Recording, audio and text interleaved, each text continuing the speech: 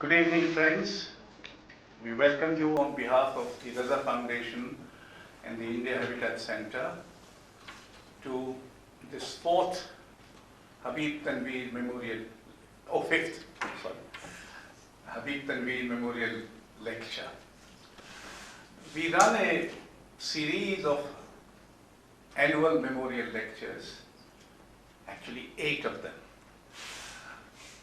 We have Agay, V.S. Gaitonde, Habib Tanvir, Kumar Gandhar, Kelucharan Mahapatra, Daya Krishna, Mani Kaul, and Charles Korea, in whose memory we run these lectures. They're supposed to create a body of critical work around the various disciplines. We do not ask the eminent people who come to, they choose the theme, and they need not necessarily be concerned or be around the person in whose memory the lecture is designated. And we are very happy. In this series of Habib Tanvir Memorial Lectures, we had Sadanand Menon, Neelam Man Singh, Navjot Singh, who have delivered these lectures. And we are very happy this evening to welcome RUSTOM BHARUCHA. RUSTOM BHARUCHA is a difficult person to catch. We have been trying for a while, and he was not keeping well. So when we got the news, the good tidings, these days hardly anybody keeps well, but when we got good tidings that he has now well, so then I got him, and he agreed to come and speak to you this evening. RUSTOM BHARUCHA is with the JNU, and therefore part of an anti-national conspiracy, perhaps, for all I know. And he is one of the most eminent thinkers about theatre and culture practice in India.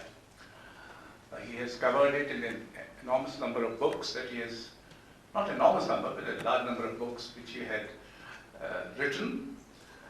And he has been in many places before. But when I first heard of him, as I said, as I recall, it was in connection with my friend Komal Kothari, about whom he was working, and Komal Kothari at those times was not only in touch with him, but also in touch with Peter Brook and people like that. It was a very different world, and such worlds have disappeared. Anyway, so here he is. He has been advisor to Prince Claus Fund for Culture, and he had worked as a consultant for Ford Foundation and the Arts Council in Dublin. So he has been internationally engaged. Nationally, he has never been asked to give any advice to anybody, except to himself, or perhaps to the anti-nationals who now crowd the corridors of JNU. Habib Tanvir was a dear friend. Many of you would have known him. When Habib was alive, he was also a trustee of Bharat Bhavan, and Habib Tanvir developed a kind of theatre which did not have a script. He would create scripts out of performance and things of that kind, and that was very interesting. And here was a theatre which was also both interrogative and enjoyable. It was full of music and dance, and when I saw first Charan Das Chor, the person running around, the amount of running that does, the actor Govind Lal, what was the name, who used to do. I never seen in theatre that single production so many times an actor running across the stage. And Habib Tanvir was very much interested in theatre and the relationship that theatre should have with culture and politics. So these were the two areas which impinged upon his theatre. Perhaps they impinged upon anybody's theatre, but they impinged upon his theatre in a more visible, perhaps more dramatic and more straight way. So here you are, Mr. RUSTOM BHARUCHA. Thank you very much for agreeing to come and join us this evening. Go ahead. Thank you. Thank you. Because you're sitting. Normally I don't give because we don't know what to do. Thank you.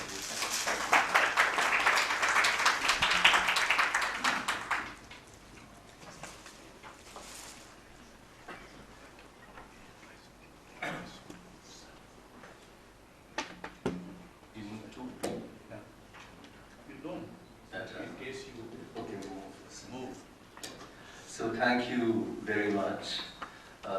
Thank you for your kind words. It's a great honor for me to be asked to deliver the 5th Habib Tanvir Memorial Lecture. I am both humbled and challenged by the invitation. I do believe that Habib Tanvir, may I just take one of this because two is making a little... I do believe that Habib Tanvir is unique, not just in the context of modern Indian theatre, but I would say more generally in the context of theatre itself. And I would say he's unique for at least 2 reasons. One, way back in the 1950s, that's a long, long time ago, he had the extraordinary courage, insight, and risk-taking propensity to actually seek out his actors from very socially marginalized communities in rural Chhattisgarh. So this is a director who actually created his company from scratch, as it were. And not only did he create this company, but he sustained a relationship with this company, with the families, for over 50 years. That's half a century, and I think this is an all-time record in theatre, because for me, at the end of the day, why do you do theatre? You do theatre to forge relationships. Secondly, I would say he's unique because not only did he forge these relationships, but he did some quality work with these actors. He did some outstanding productions. Charan Das Chor being my personal favorite. And it's important to keep in mind that these productions had a tremendous outreach. So they reached audiences at a local level, at a regional level, at a national level, and at an international level as well. So I think very, very few directors, I think, have been able to match this kind of achievement. And for this reason, I think we honor his memory today with great respect and love. So today, I'm going to take you on a journey which can be conceptualized under the rubric of interculturalism. I've been working on interculturalism since 1977 at both theoretical and practical levels. So before I begin this talk, and I should let you know this is going to be a talk, it's going to be fairly improvised. I do not have a prepared text, and it's 1 hour, 10 minutes, so that's long. So I'm going to have memory lapses, and if I have a memory lapse, I'm going to turn to you to prod me around. 2 prefatory statements. 1, there can be no synoptic perspective on interculturalism. There can be no one perfect Archimedean point of view from where you can survey this enormous field of diverse, multiple relationships, contradictory relationships, messy relationships, taking place across the globe. This perspective, in my view, doesn't exist. This nowhere, anywhere kind of perspective. And in my writings on interculturalism, I've always tried to stress that, if you want to deal with this phenomenon honestly, you've just got to inscribe the politics of your location. And for me, though I've written about theatre in many different parts of the world, my location has always been India.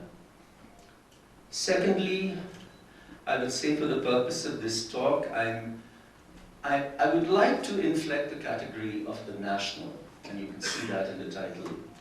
And I should tell you that the national doesn't always appear in the discourse of interculturalism. The national is some kind of an untouchable category. It is something that you jettison, you don't deal with. It's negative. And it's my contention that there's no way that you can avoid the national. It's extremely counterproductive to avoid the national because then you allow nationalists to define it for you, right? So I take the national quite seriously, but I think for me the question is, what is the national? And that's the question that I would like to tease out by exploring a kind of epistemology where I will try to posit the national against nationalism. And that's the provocation for today's talk. So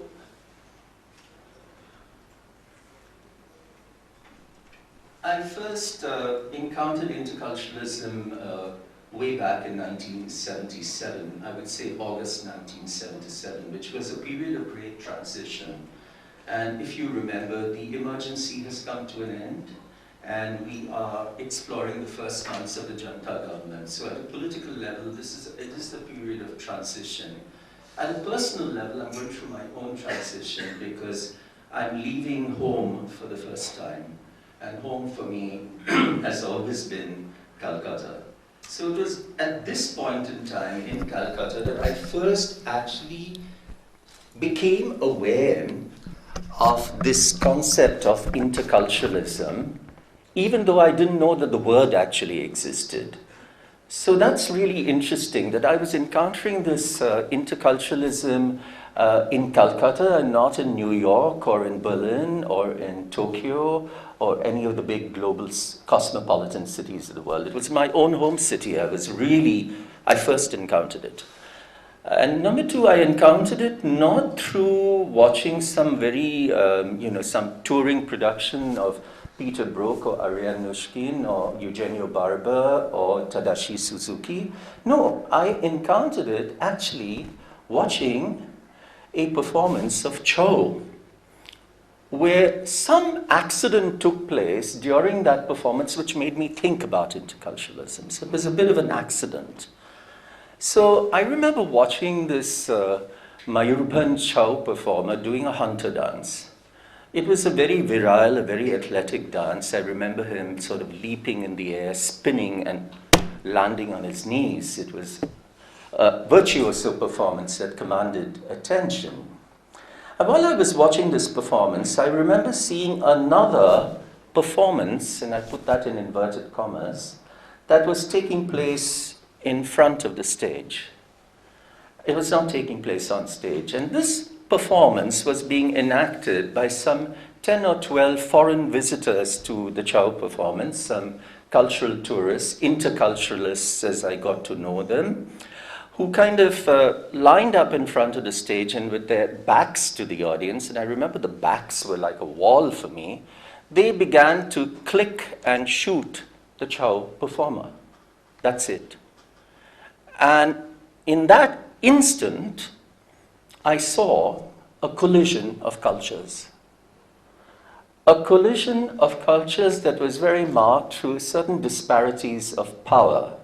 The power of technology, the power of capital, the power of presence. So on the one hand, you have this bare-bodied Chow performer holding a spear, and in front, you have this galaxy of interculturalists armed with their cameras and zoom lenses and video projectors, which I was seeing for the first time in the 1970s. And I couldn't help seeing that difference. It was so stark.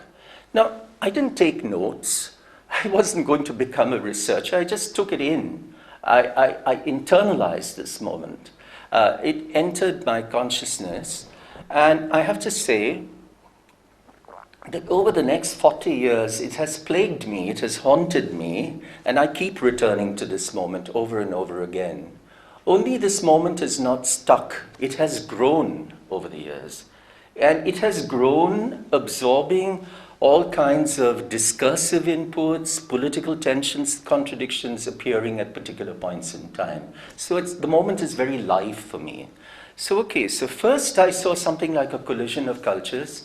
Then I began to think about inclusions and exclusions. I began to think what gets included in the seeing of theatre and what gets excluded from the seeing of theatre, and how does this get manifested in the actual discourse and the actual writing of theatre and performance studies.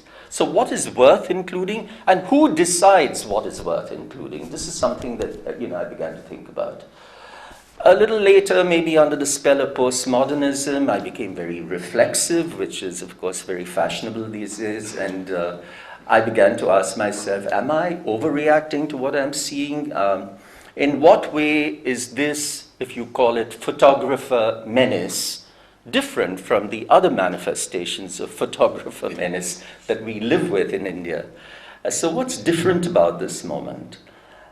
Later in the 90s, things became more concrete as I began to engage with the global discourse of intellectual property rights. And while I was thinking about that discourse, a question came to my mind, and the question I hadn't asked earlier, and the question was simply, all those images that were taken during the performance, where have those images circulated over the years? And to whom have they been circulated? And with whose permission? Has that Chow performer or his performance tradition or his community, have they been acknowledged in any way? And if these images haven't circulated over the years, then I would ask, where have they been stored? And how have they contributed to the building of personal archives? And even if we assume these archives are non-commercial, I can tell you, you can make a lot of money on archives. Even if we assume it's a non-commercial archive, then how have they contributed to the educational and intellectual capital of these researchers? So this is a whole series of questions that still are very pertinent to the discourse of interculturalism and the practice of interculturalism, questions relating to ownership and belonging.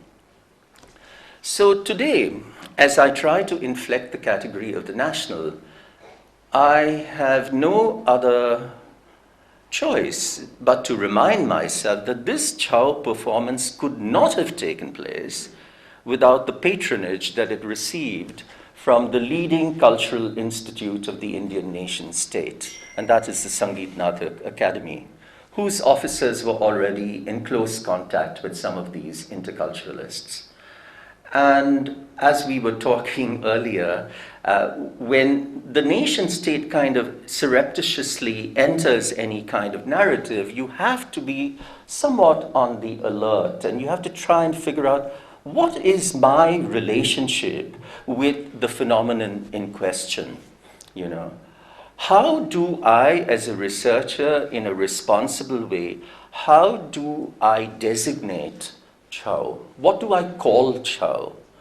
Even if we get rid of the problematic category of folk, what else do we fall back on? And the more crucial question, to what extent is Chow national? To what extent is it part of our national heritage?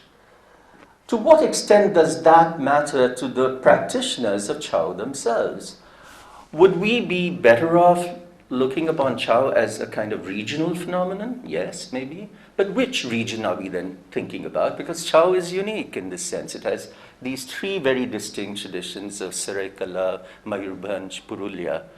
And it's a very, very, what I would call a very subtle cultural geography that is embedded in Chow, a geography that skirts the hinterlands of West Bengal, Jharkhand, and Orissa. So would we be better off, in a sense, putting these different traditions in their sub-regions, as it were?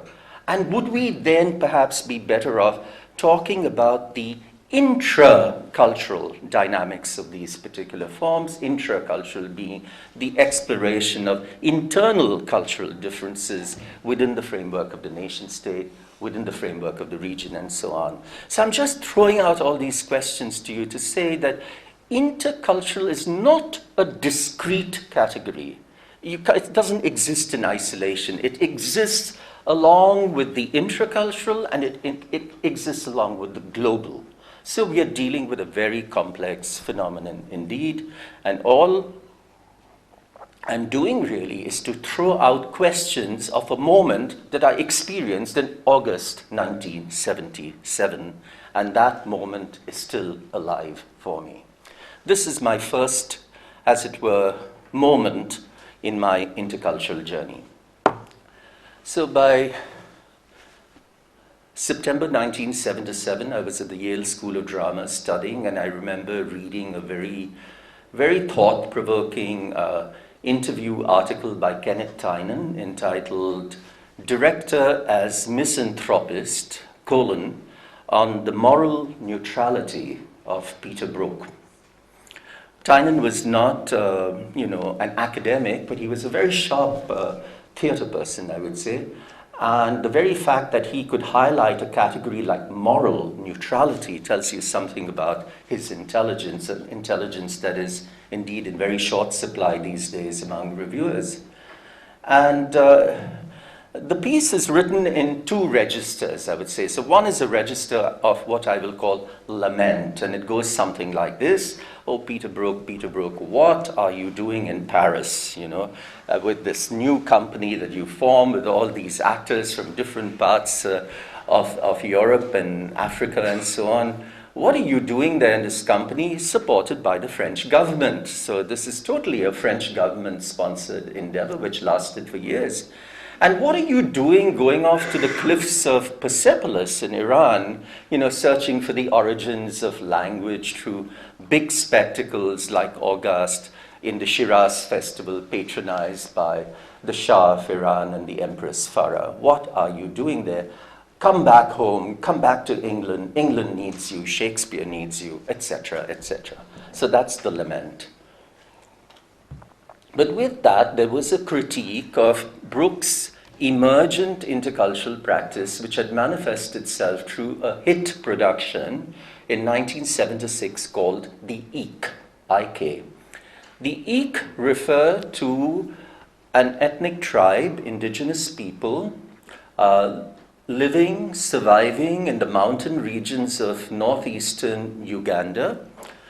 And by the 1970s, it was fairly clear to everyone that the Eek were really in a terrible state. They had been reduced to absolute misery. They were living in extreme poverty, and they were suffering from a kind of internal violence. And all of this had to a large extent been precipitated by the fact that they had been evicted from their natural habitat for the creation of a national park, which, as we know, is a very common problem for indigenous people worldwide. Now, the Eek were the subject of a highly controversial anthropological study by Colin Turnbull called "The Mountain People," published in 1972, and highly controversial. I mean, it was an embarrassment in the field of anthropology. And just to give you a clue, that Turnbull dedicated his book to the Eek, quote, "whom I learned not to hate." So that tells you something about the attitude there. There was a lot of problems, should we put it euphemistically, with Mr. Turnbull. I will not speak ill of the dead, but maybe the book was more about him than it was about the Eek, which often happens with ethnography. So Brook was basically doing an adaptation of Colin Turnbull's ethnography, okay, in his production.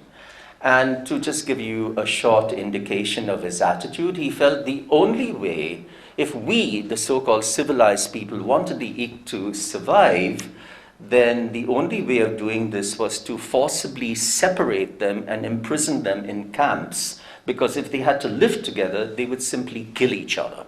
That, in essence, was the thesis, which is not a very reassuring position. So, very astutely, Tynan focused on the program note of the production, and in this program note it said, quote, "As far as anyone knows, the Eek still exist." And he asked himself, as far as anyone knows, here you are doing a production about people who are starving to death. They are absolutely in a state of dire misery, as it were, and no one in the company has even cared to find out if they actually exist. So for all practical purposes, they could even be dead, you know, but would it matter? I have to say that as a student, I was shocked by this. I was absolutely shocked. I'd never encountered anything like this before. And I had to ask myself, what is going on in the name of interculturalism? What kind of ethics are we really talking about here? Does it exist? A little later, I happened to see the production at La Mama in New York, and that's where I confronted a highly simplistic dramaturgical strategy whereby the entire company of intercultural actors basically played the Eek, and they all babbled. In other words, they all used a kind of non-verbal language, a kind of nonsense language, no meaning language, while the actor playing the anthropologist spoke either in English or in French, depending on where the production was being staged. So on the one hand, you could say that's a very neat binary, you know, but it's an appalling binary at 3 levels, because one, it assumes, one, the Eek don't really have a language of their own, which is not true at all. They have a language, they have songs, they have dances, you know. 2, they do not have really the conceptual apparatus to figure out why they are in that present state of oppression, which is, I think, a common fallacy among NGOs working with oppressed communities. And third, there's no possibility that these Eek could really talk back to the anthropologist, you know. So for all these reasons, I must say I was very, very dismayed, very disappointed about, and I realized how the politics of representation in terms of gesture and movement and body was inextricably linked to the ethics or the absence of ethics in representation, in representing the non-Western other. So what was this interculturalism in the 1970s? It wasn't a philosophy, it wasn't a theory, it was a series of propositions, it was a series of affirmations that were coming out of New York University, the Performance Studies Department. Richard Schechner was the leading spokesperson. And in one such important proposition and discrimination, interculturalism was positioned against internationalism, okay? Now we know that internationalism, there's a huge political discourse around internationalism. It's linked with Marxism in our own context, in the context of IPTA. We know how the anti-fascist, anti-imperialist kind of impulses of the movement had broad internationalist registers, but that wasn't the issue here. Internationalism was simply glossed as formal and official exchanges of culture across the nations of the state, of the world rather, mediated by state agencies, governments, and diplomatic missions. So that was internationalism. And against this formal and official exchange, interculturalism was posited as some kind of a cultural alternative. And interculturalism is assumed to be free, open, autonomous, voluntarist, and not mediated by the state in any way at all, you know, just this interculturalism is driven by creative individuals, by small groups and companies who are ostensibly living in some kind of a post-national kind of imaginary. Now, at a more realistic level, what was going on is that these individuals and groups were basically fired by a certain kind of desire, I imagine, to interact with non-Western cultures. Not at an ideational, not at a philosophical level, not at a conceptual level, which had been the earlier instances of intercultural exchange by Artaud, by Brecht, etc. These were more tangible exchanges, these were more material exchanges. So what was important here were techniques and resources, so performance techniques, choreographic structures, breathing exercises, yoga, kalaripayattu, things like that. And these were basically the resources that were either learned or transported back to European locations where the resources were incorporated or alchemized within new self-consciously defined intercultural productions. They are self-conscious about what they're doing, and these productions were ultimately consumed by audiences in the West. So we have to keep in mind, it's rather simplistic, that this interculturalism is working on a binary of East and West. So with the East being represented by countries like India, providing the materials for productions in the West. The fact that there could be interculturalism within Europe, across the borders of Europe, was something that never really struck the conceptualists of interculturalism. They had to turn east for this. Now, for me, it was pretty obvious there was no kind of equity in this exchange. There was no real dialogue in this exchange. There was no complex principle of translations in this exchange. And I had no other option but to see it as a one-way street, as it were, and a one-way street in which the dynamics of appropriation played a big role. Now, I was also, in a way, troubled by certain assumptions of privilege. Privilege relating to the capital, the money available for intercultural productions. Interculturalism is a very expensive way of doing theater because it involves the transportation of bodies. It involves the creation of new infrastructures. Almost every intercultural product has to have another kind of infrastructure. So it's not cheap. But there was this assumption, money is available for this. But more important, there was this assumption that everyone has the freedom to travel. Everyone has the right to cross borders. And I knew very well from the politics of my location, even at that time, that that is not our reality in countries like India. And 40 years down the line, as somebody who continues to travel and who might be considered a privileged traveler, I can tell you it's hell to get a bloody visa, you know, and it's getting worse and worse.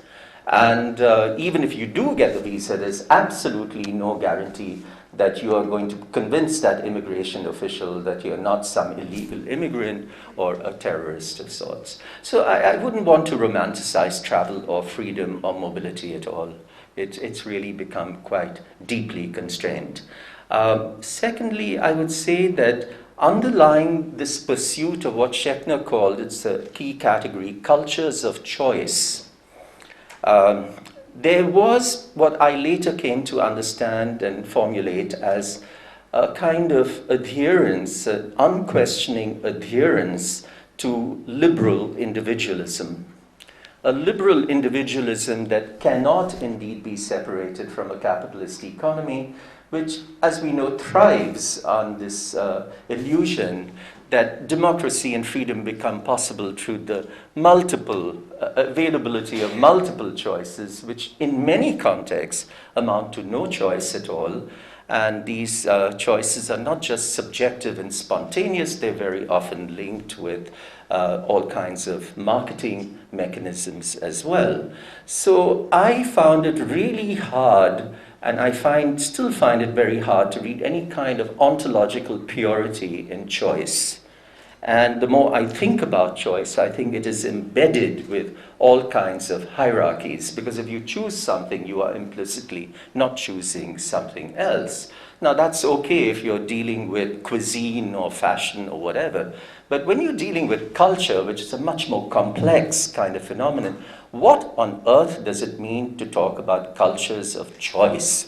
How do you choose a culture? I mean, this seems really quite outrageous to me. And what are the criteria on the basis of which you choose a culture and implicitly do not choose other cultures?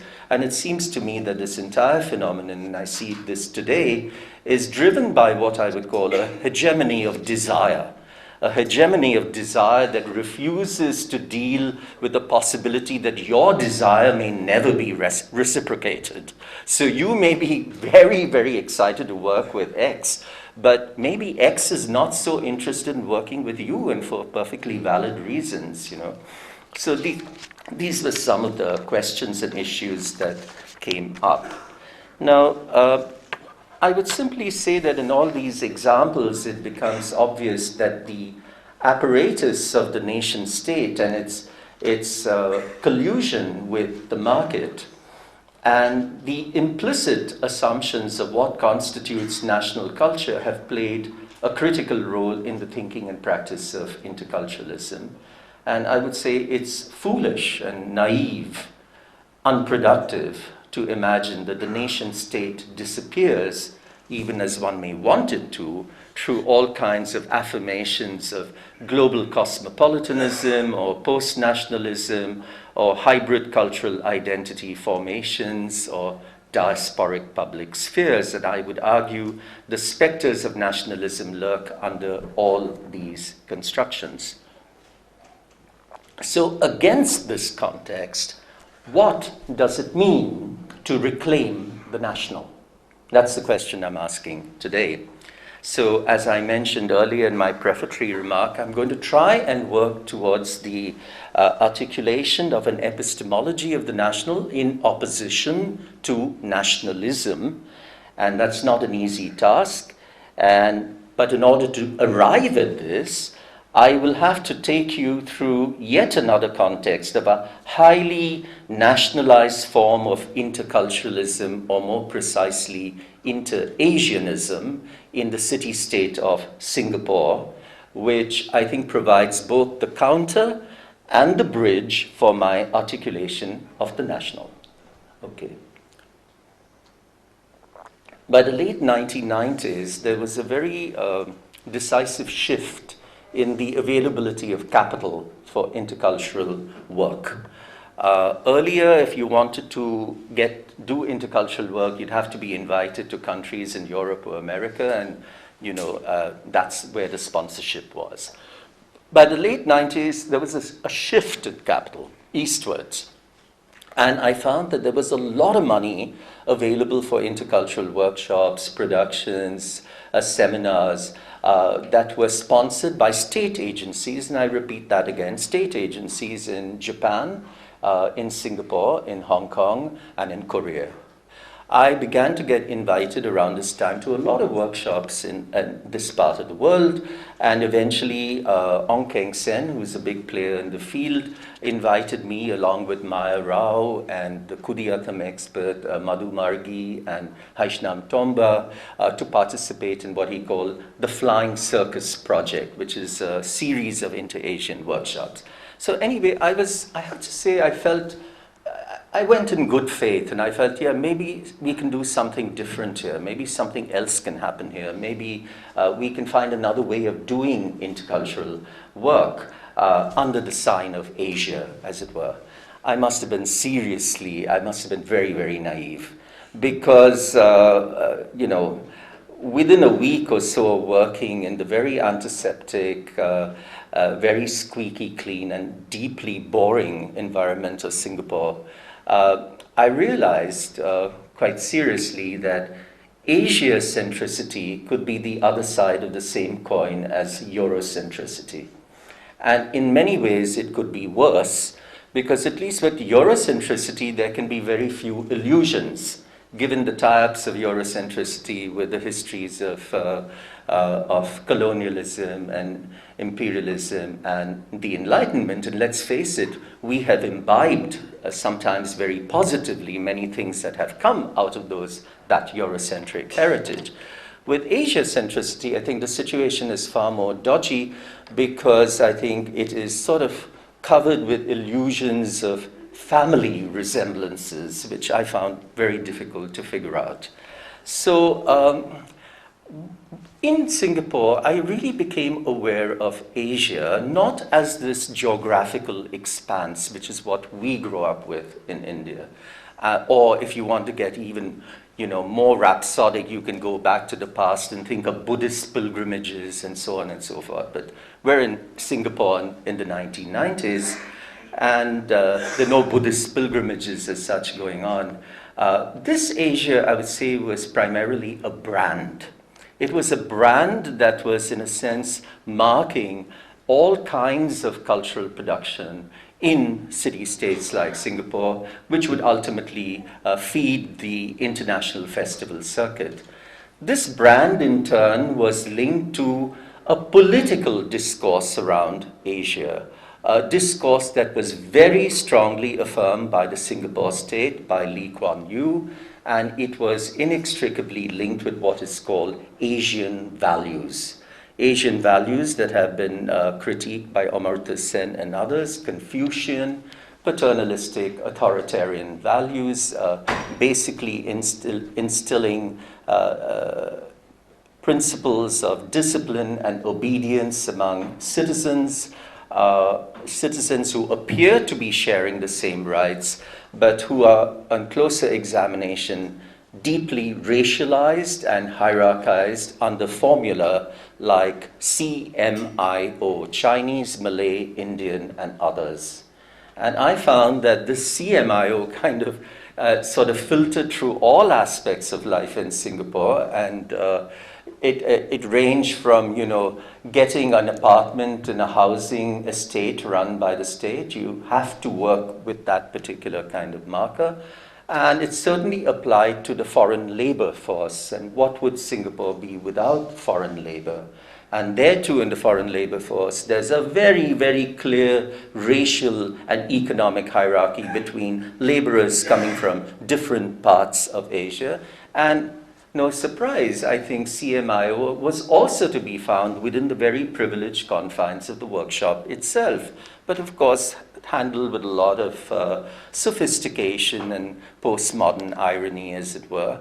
But it was very much there as well. And what I found simply is that once again, the materials and the sources coming from, I will call it, the less developed economies of Asia were being, in a sense, used in certain ways. And once again, productions and products were being framed by a few people in that particular group. There was no possibility, I would say, of dialogue, forget creative dissent, and everything worked efficiently through some kind of coercive consensus. Needless to say, I wanted to get the hell out of them. And I left Singapore after that project, and I've never returned. I think that I'm very glad I went through that experience. Because if I hadn't gone through that experience, what I want to share with you could never have happened. And I just want to let you know, please don't think about interculturalism as a joyride. It's no joyride. It's a very, very tough way of working in the theater. And it's fraught with all kinds of misunderstandings and doubts and so on. But I left Singapore with a question. And I think questions are really useful in any journey because they help you to think, they help you to stay on track or to shift. And the question was very simple. I asked myself, how else can one think about Asia? How else can one imagine Asia? That was the question. And I found myself turning very, very intuitively in the direction of my God, a colossus, Rabindranath Tagore himself, from whom I had, as a non-Bengali resident of Calcutta, kept a very tacit and respectful distance, because as you know, if in Bengal, you're not a Bengali, and Bengalis love Tagore and they know everything about Tagore. If you say one thing wrong, you're going to get your neck chopped. So, but now I felt, hey, I have my own connection with Tagore. I'm going to follow it, So I just immersed myself in Tagore's prodigious writings on Asia, and that's where I came across this very curious traveler called Kakuzo Okakura Tenshin, who later became a friend, as I wrote a book on him and Tagore called Another Asia. And Okakura, Pan-Asian nationalist, art historian, probably the forerunner of the global art curator, also very seriously burned out by the late 1990s. People don't talk about this. Alcoholic, a womanizer, deeply in need of some kind of a sea change in his personality. So whenever people are in that state of crisis, you can always be sure that incredible India will provide all kinds of solutions, for spiritual rejuvenation, and we have no dearth of these gurus in our country.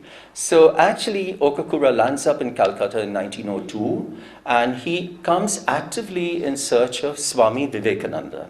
Vivekananda dies in July 1902, and this brings Okakura in very close contact with another foreigner, but who's actually more of a Hindu nationalist than anyone else, Sister Nivedita. And Sister Nivedita lands up editing Okakura's tract, Pan-Asian tract, The Ideals of the East, which was written in Calcutta in 1902. The first line of that tract is, Asia is one. But after a little bit of working together, there was a serious falling out between Nivedita and Okakura landed up writing a second tract, which he never published, and which he wanted to entitle, We Are Not One. And this was not a great title.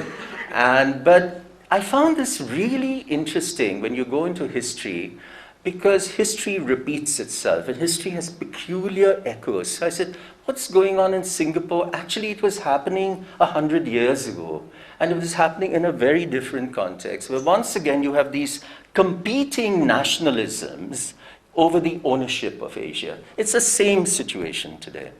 Anyway, I was not interested in that. I was drawn to Tagore, and I must say I was absolutely riveted and stirred by the sheer virulence of his critique of the idea of nationalism, a critique which in my view has never been surpassed by any other writer or philosopher or thinker in the world. I'm not trying to say good or bad, I'm just saying I've never read such a critique in my life, and my God, if he were alive today, I just wonder what would his condition be. Sedition maybe would be the charge brought against him. But I was really struck by the unequivocal and uncompromising character of this critique, which was, of course, very vigorously articulated by Tagore during his lecture tour in Japan in 1916, in the midst of the First World War, where perhaps with supreme audacity or with extreme political naivete, he decided to speak his mind as a poet on the idea of nationalism. And this was actually a dangerous kind of thing to do. So when he arrived in Tokyo, he was a rock star. There were 20,000 people and more waiting to meet him. By the time he finished his tour in Tokyo, there was no one there for him. He was cut dead. And people don't realize how much Tagore has suffered. They have no idea what he's gone through. So anyway, in this critique of nationalism, Tagore made it very clear to his Japanese audience that if they pursued what he calls the idolatry of nation worship, these are his words, the idolatry of nation worship, they were going to be finished. They were going to kill themselves. The idea of Asia would not last. He continued to equate nationalism with soul-denying mechanization. He equated it with the cult of modernization as opposed to modernity, which are two different things. He equated nationalism with the apparatus of the nation state and its cultivation of surveillance through the protection of state secrets. Those are his words. And he associated nationalism with racism and through the inferiorization of neighboring countries and socially marginalized groups. So the point is, there's nothing good here. I think you would be making a serious mistake if you were trying to read a good nationalism and a bad nationalism. Sorry, this is not Tagore. This is not Tagore at all. And don't try and say, oh, patriotism is a nice alternative. Don't go into that trap. It's not Tagore, that's all I'm saying. This is an all-out rejection. Now, this poses some incredible challenges and paradoxes. And the paradox, I guess, was first most succinctly articulated by Ashish Nandi, who put forward the question in a very simple way. Say, how does one reconcile this virulent anti-nationalism of Tagore with the fact that he is indeed one of our most beloved national poets and the composer of our national anthem? Okay? How do you reconcile this? It's simple. The point is you can't reconcile it. If you want to reconcile it, you get nowhere.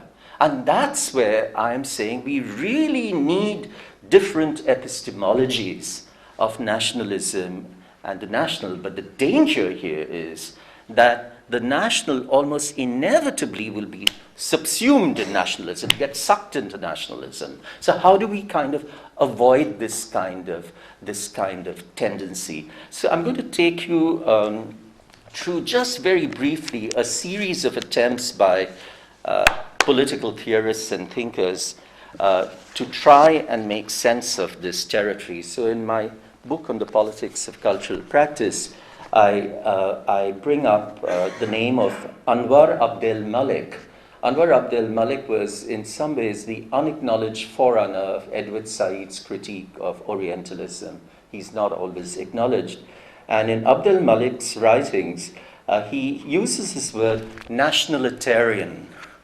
Nationalitarian in order to discriminate its agenda from the more negative associations of nationalism. Now, the reality is nobody uses this word nationalitarian, but I'm reminded of my own attempts always to make sure I use the word communitarian to differentiate it from communal, because we know in communal there is blood, there is hatred. Communitarian is a broader category, often belonging to community, but the reality is, in most parts of the world, these words are used synonymously. So you might say that communal is India's contribution to the English language, which is a rather sad contribution. Now, in more mainstream political discourse, there's a very clear-cut distinction made between civic nationalism and ethnic nationalism. Civic nationalism being linked to the larger context of citizenship, which would appear to work on across class and caste and so on more or less equal grounds, depending, of course, if you happen to be a citizen. There could be many people living within the boundaries of a nation state who are not citizens, okay? And against that, you have ethnic nationalism, which is more linked to primordial ties to family, blood, clan, caste, community, and so on. Now, you might say that in the word civic, there is some hope here for approaching something like the national in a Tagorean sense, but of course, in this definition, it gets subsumed under nationalism. Stuart Hall had tried very hard to break down the equivalences between national and nationalism. These are his categories.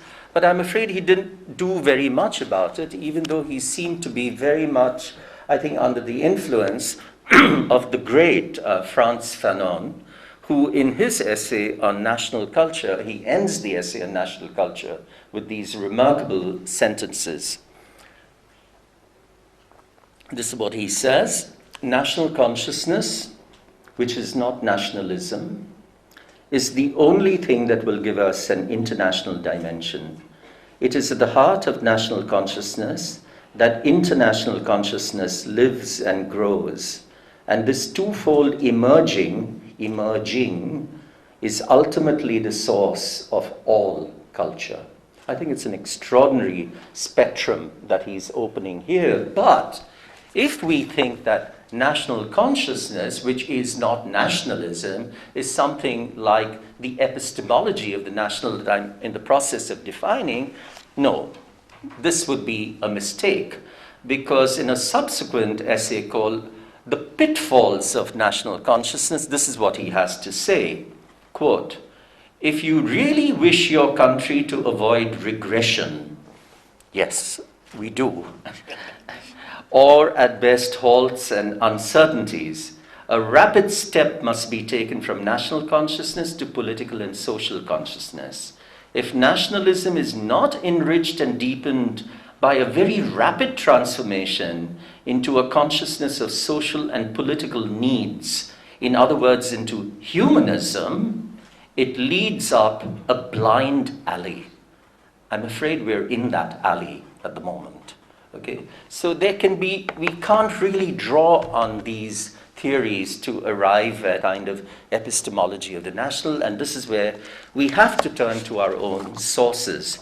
And here I find myself turning to Ronajit Guha, founder of Subaltern Studies, great theorist of Marx and Gramsci, who in this very slim but courageous reflection called History at the Limit of World History gravitates in the direction of Tagore.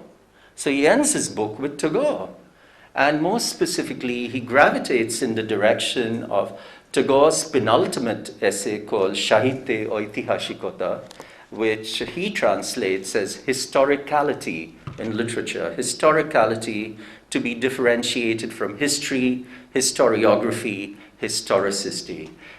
Historicality connotes a sense of being in the world, whereby the poet claims the lived experience of everyday life through the mediation of his inner soul, antoratto. And it is through this mediation that a mysterious history unfolds, a history that enables Tagore to see dew glistening on top of a coconut grove at sunrise, a cow licking the back of a foal, a mass of clouds gathering and darkening in the sky. And most historians would say, this is not history. This is just some kind of poetry. And this is where Tagore would counter and say, no, it is history. It is the history of that day, Shedinkar Itihash. It is the history of that moment. Now, arguably, this is what could be called the poet's history. We know that Tagore also wrote about the poet's religion. Sadly, he never wrote an essay on the poet's national, because that might have spared all my agony at the moment. But of course, he's left us with many, many clues in his poems, and I'm just going to read finally from one of my favorite writings, Creative Unity, where he introduces us to an ascetic woman who is mad about all things, a Chantal actually, and who with her star-like eyes startles Tagore with a question. Quote, "When are you coming to meet me underneath the trees?" Evidently, she pitied me, who lived, according to her, prisoned behind walls, banished away from the great meeting place of the all, where she had a dwelling. Just at that moment, my gardener came with his basket, and when the woman understood that the flowers in the vase on my table were going to be thrown away to make place for the fresh ones, she looked pained and said to me, "You are always engaged reading and writing. You do not see." Then she took the discarded flowers in her palms, kissed them, and touched them with her forehead, and reverently murmured to herself, "Beloved of my heart."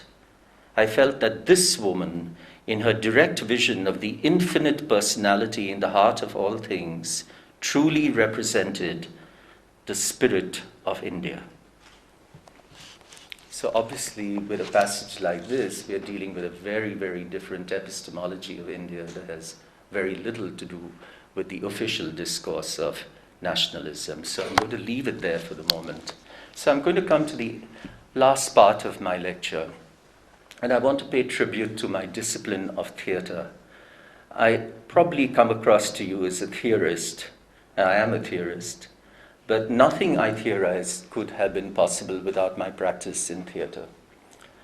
And this very complex relationship between national and nationalism actually came alive for me in a very, very vibrant way while I was working on an intercultural project in Adelaide, Australia, a project called Cluster, which brought together some 15 extraordinary individuals from different parts of Australia who at some point in time had come from 15 different parts of the world and who were all committed to specific artistic disciplines like painting, sculpture, installation art, photography, stand-up comedy, circus, you name it. It was such a spectrum of such wonderful individuals. And what I found very interesting being with them is they all had what could be called hyphenated identities. So you had a Polish Australian, Iranian Australian, Vietnamese Australian, Japanese Australian,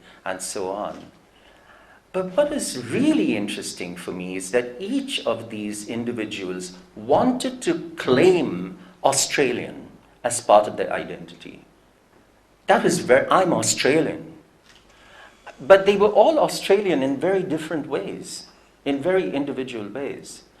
The only thing that seemed to unite them was their unequivocal opposition to the official nationalism of Australia as represented by John Howard, the erstwhile Prime Minister of Australia, who had made himself extremely infamous at that time by saying, "We will decide who comes into the country and the circumstances in which they come," referring to asylum seekers, refugees, boat people desperately seeking shelter in Australia. And he said, "Get out." And it's very, very disturbingly resonant of the kind of what could be called paranoid nationalism that we are witnessing in India today in relation to the Rohingya Muslims, who through some quirk of paranoia have been transformed en masse into terrorists. So we are dealing with these same problems. Now, Howard was obviously countered by the opposition, the political opposition, but the real counter, and this is my point, came from an Aboriginal elder from the Gungalida community, a woman called Wajularbina. And this is what Wajularbina had to say. "This is not John Howard's country. It has been stolen, taken over by the first fleet of illegal boat people." She then went on to say, "We were all different, speaking different languages, but we all had the same kinship system for all human beings in a spiritual way. Our religion and cultural beliefs teach us that everyone is part of us and we should care about them. It's a duty." Very, very deep words for me, and it really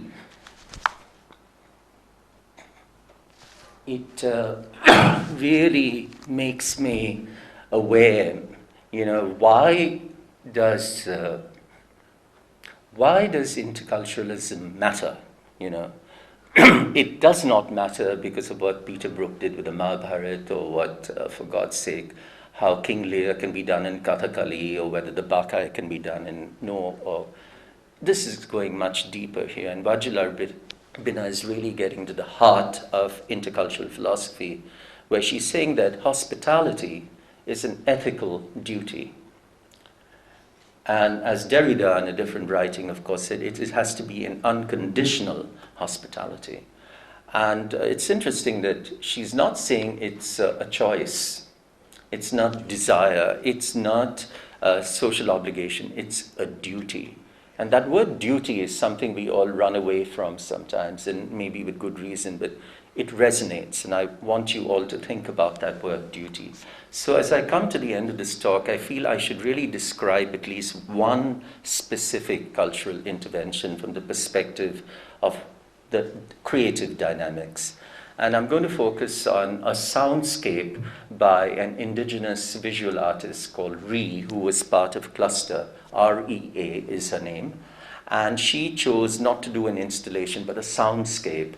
And the words of the soundscape came from a poem, a very patriotic, one could say, nationalist poem, which I believe hundreds and thousands of school children in Australia have belted out in the classroom.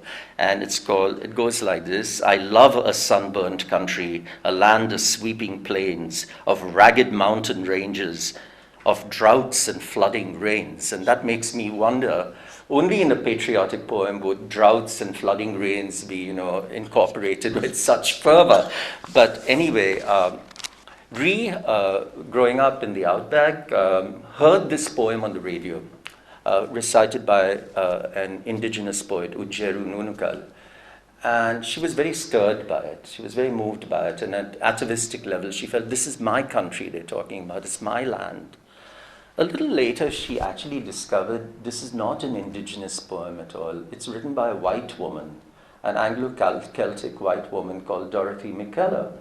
And this, of course, opens up an intercultural dilemma, which is what makes interculturalism very, very interesting. Because what should Ree do at that point? Should she stop loving the poem that she loves so much because she finds out, oh, a white woman has written it and the white woman's ancestors probably stole the country from my ancestors?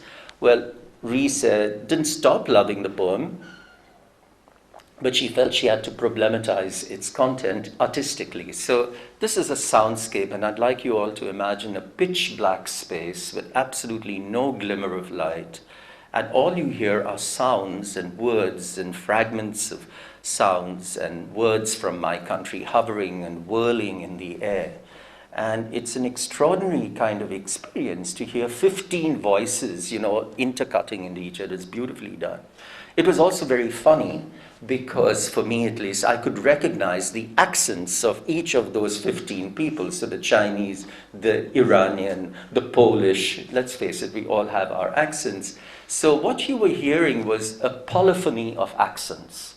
And I would simply say aesthetically, if you are not open to the aesthetics of accents, you shouldn't do interculturalism, settle for something more pure.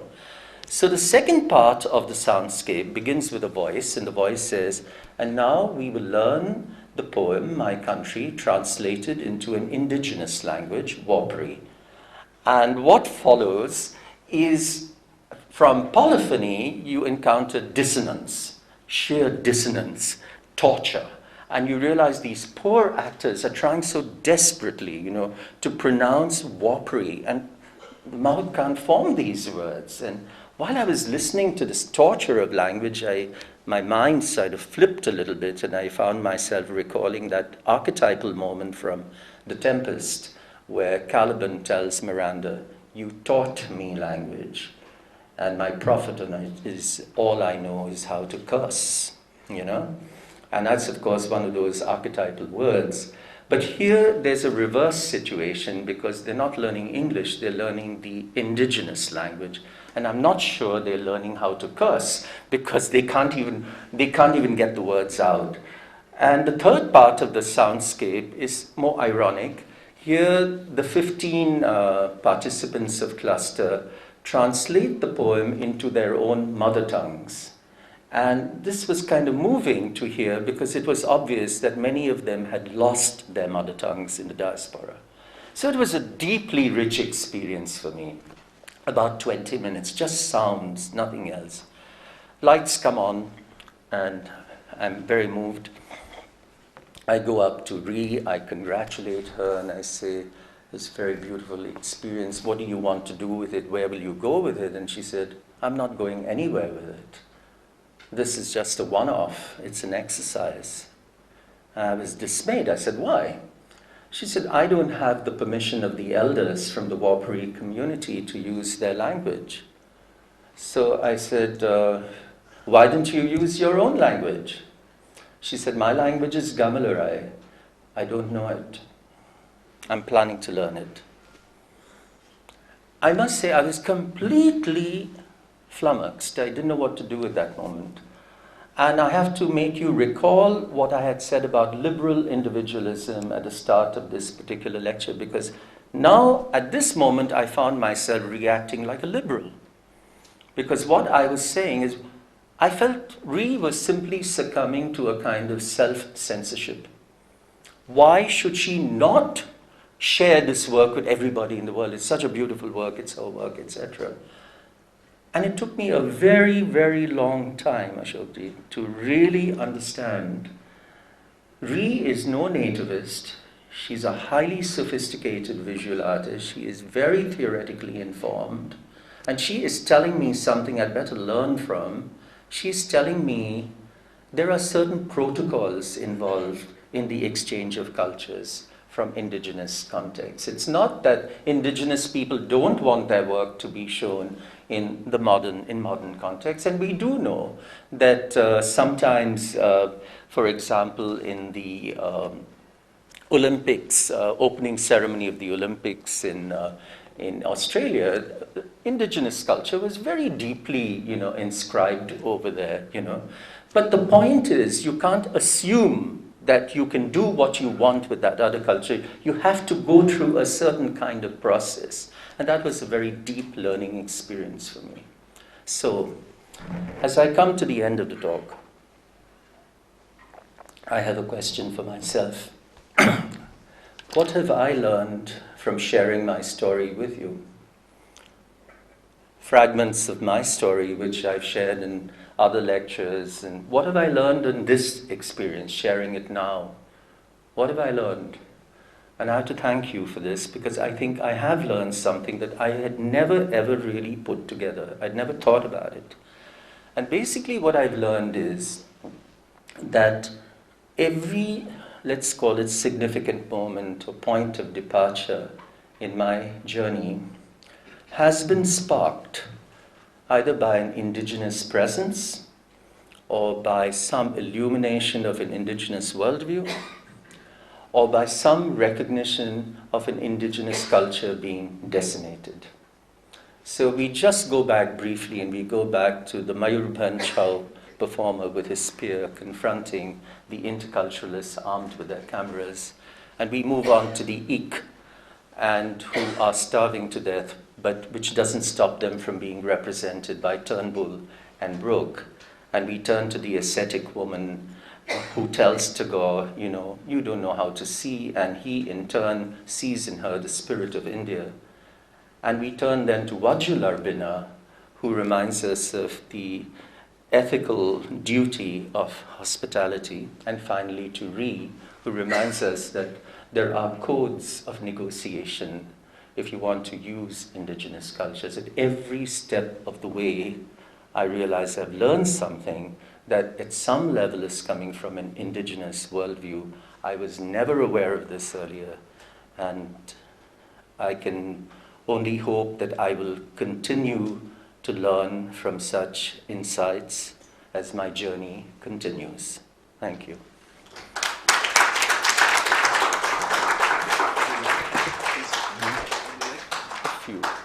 Just a few. And this was both a brilliant and a very moving presentation.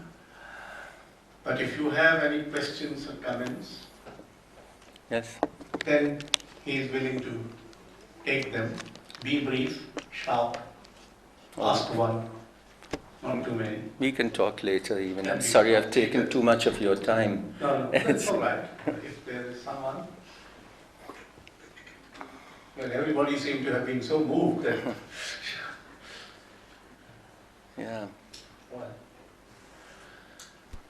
So, Rustom, thank you very much. Thank you. I think Habib Tanvir's soul must be blessing you for giving us this journey and also telling us how hospitality and permission from the elders remain important aspect. Yeah. Thank you very much. Thank you. Thank you. Thank you very much for coming. Do go back home safely. Don't cough too much. Don't rush too much. Don't drink too much. Oh, that's good. That's a hard one.